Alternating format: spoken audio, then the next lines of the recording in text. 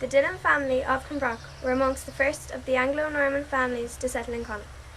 The Dillons were Catholics and continued to adhere to that religion until the early 1700s, when Robert Dillon, heir to the estate, was raised Protestant because of the threat posed to the integrity of the estate by the penal laws. Robert Dillon built Clonbrock House in Fontana near Haskra in County Galway between 1780 and 1788. The house was designed by William Leeson and was built to replace the castle, which remained intact until 1807. The castle was burned accidentally in a fire that happened because of a fireworks display on the estate to celebrate the birth of the second Lord Clonbrock, son and heir. It is a house of 3 stories over a basement. It had a 7-bay entrance with a 3-bay pedimented break front. It had a doorway with blocked and gauged Tuscan columns and a tablature. A single-storey Doric portico was added by John Hampton in 1824, while in 1855 3rd Baron added a single-storey 2-bay bow-ended wing to the right-hand side, which was balanced by a single-storey wing to the left-hand side, though the two did not match good interior of the 1780s in the manner of Michael Stapleton. The Dillon family did a lot of entertaining at Clonbrock. They held parties of all sorts. Those are very splendid occasions, no more so than the Galway Hunt Ball, which was held at Clonbrock in February 1878. Gentry came from all over County Galway and beyond. It was an occasion talked about for many a long day. An alphabet on the Galway Hunt Ball. C stands for Clonbrock, who the ball should have led, but ere supper began, he went off to bed. D stands for Daily, with knowledge and air, who studied their dress but neglected their hair. E stands for Air, whose voice was so clear, when he gave a view halloa and led the last cheer. G stands for Galbraith, who dined at Craigclare. He came in quite hearty, like most people there. Q is the question, which caused such debate, if to Galway the prince should come early or late. R stands for Rosie, the gem of Craigclare. Guy Lambert, I know, this opinion will share. The 3 main farming jobs that were done in Clonbrock were timber cutting, planting of new trees, cattle, sheep and horse farming, and the sowing of vegetables. The oak timber played a big role in the Clonbrock lifestyle. Oak timber was sold and new machinery was bought back with the money. The oak stakes that were used for fencing can still be seen on the farms around Clonbrock today. Many men were employed on the farm. Everyone had their own jobs. They were men to look after the cattle only, they were men to look after the sheep only, and there were men to milk the cows only. That was my granduncle's job. He had to get up at 4:30 in the morning and to milk them, and again in the evening. Every June the sheep had to be washed. This was a very big job. The location of where this took place was in Palace. That was the preferred location.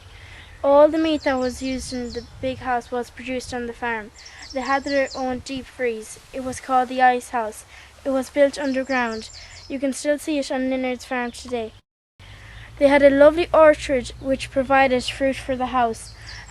They sowed their own vegetables. Many men were employed on the big gardens. They even had their own glass house.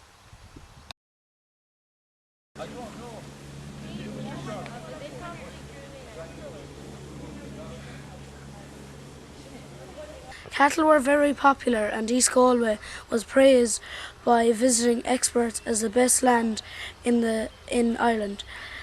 Ballinasloe Cattle Fair was one of the biggest fairs in the country, and buyers from all over the Midlands bought cattle for fattening, as buyers from the slaughtering houses in the cities bought cattle for export to England.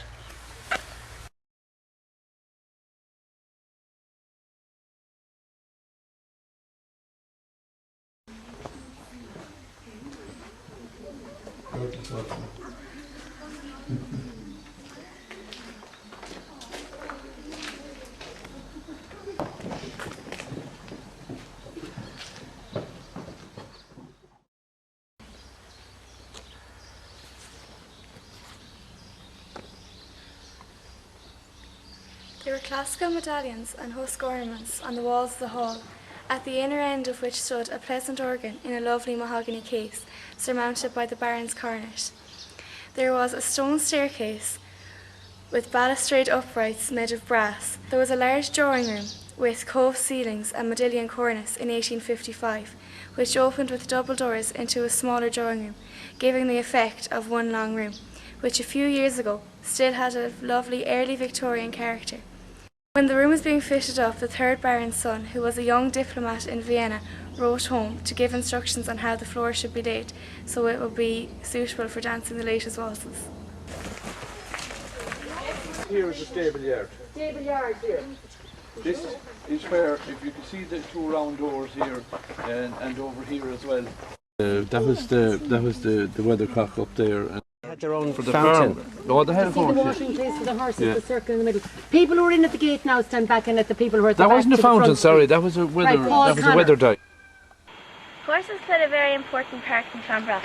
Some of their many jobs were pulling the carriages for the lords and ladies, and pulling the plough and many other jobs on the farm. Almost every farmer had at least one horse, and every big house had plenty. Every 2 months the horses had to go to get shod. This was done by the blacksmith. It involved taking off the old worn shoe if it hadn't already fallen off, trimming the hoof and nailing on the new heated shoe. The horses were kept on a simple diet consisting of hay, grass and sometimes hard feed. Every big house had a favourite horse in the stables, and the farmers formed a great bond with their working partners. Life would have been very different without horses in Clonbrock.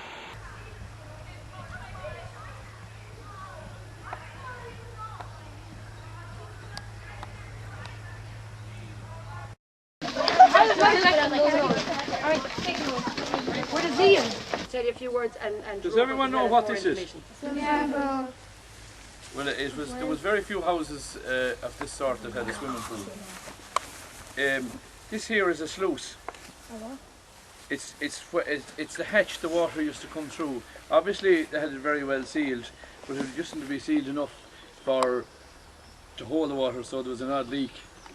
So over there you had the pump house on the river, and there was a main line coming through here that used to go through the garden and up to the big house.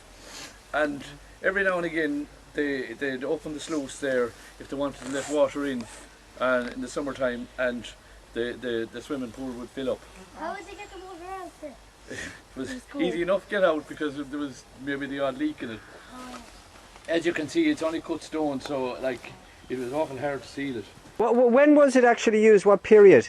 Oh, I'd say the last time that would have been used was maybe 1920 or that. Yeah, and when was it built, do you think? Before World War One? The late 1800s. Yeah, I've never heard of a big house with its own swimming pool from that era. That's extraordinary. Yeah, so I said there was very few of them. And this was the orchard originally. The orchard where we are now, yeah. The old orchard. So this was actually all full of apple trees and everything like that. Before they built the walled gardens, they had the orchard here. And the walled gardens was probably built, and the orchard over there was probably built sometime around the house, around the same time as the house as well. And in the orchard, did they have a lot of different varieties of apples? And oh, absolutely. That was mainly the thing. Like they actually had figs on the northern wall over there. I remember the figs were still fig trees. I often wondered, is it still there? You know what happened to them? The horses chewed the bark off them. There used to be figs when we first came here. The apple trees were laden down with fruit. Oh, yeah. There was an apple tree. James, I'd like you to stay back at the very back because I don't want you to slip in there. There was the reddest apples you ever saw, but you couldn't eat them. Alright. There was a sweet one. Yeah. But there was one in the garden as well, and it was absolutely beautiful.